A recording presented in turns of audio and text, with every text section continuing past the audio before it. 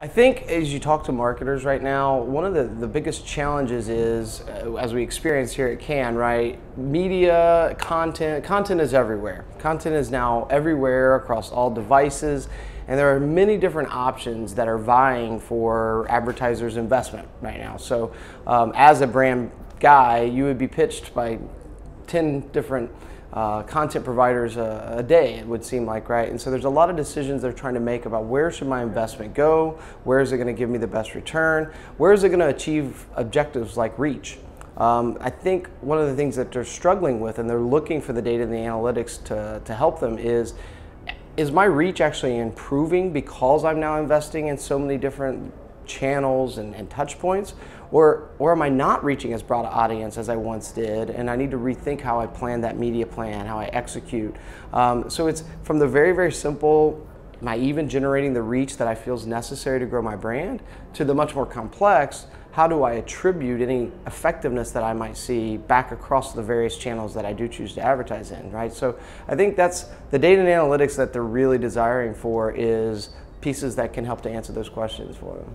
And you know, there's this event tomorrow with Xaxis, and a lot about creative optimization of advertising for particular. And you guys can drive some of that, can you? Or what are the opportunities there? Yeah, absolutely. And I'm really glad that that's going to be a topic of discussion here this year, because a few of my colleagues, we've been saying for a while now, we go to so many data-based conferences and the conversation is 99% about media. And the reality is there's such a huge opportunity for creative and for data to impact the creative process, the creative output.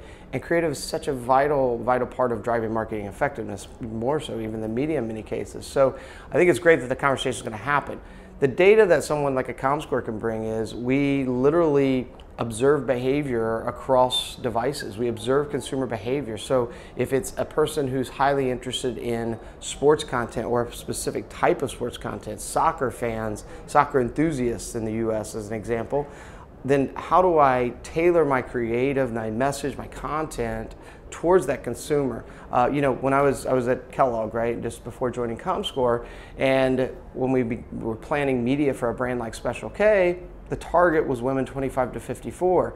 But you can imagine there's a vast difference in creative that would resonate to different individuals who fit that same demographic profile, right? The gentleman in our industry has a really great comment. He says, what do Taylor Swift and Sarah Palin have in common? They're both women 25 to 54. But certainly the type of creative and the type of message that's going to resonate with those two individuals could be very different, right? And so how do we use data where we see the type of content being consumed and can make a lot of inferences as to what's going to resonate with those consumers on a more personal level, right? So we continue to say, right, it's about micro-targeting at scale. How do we begin to use creative as the way to micro-target at scale?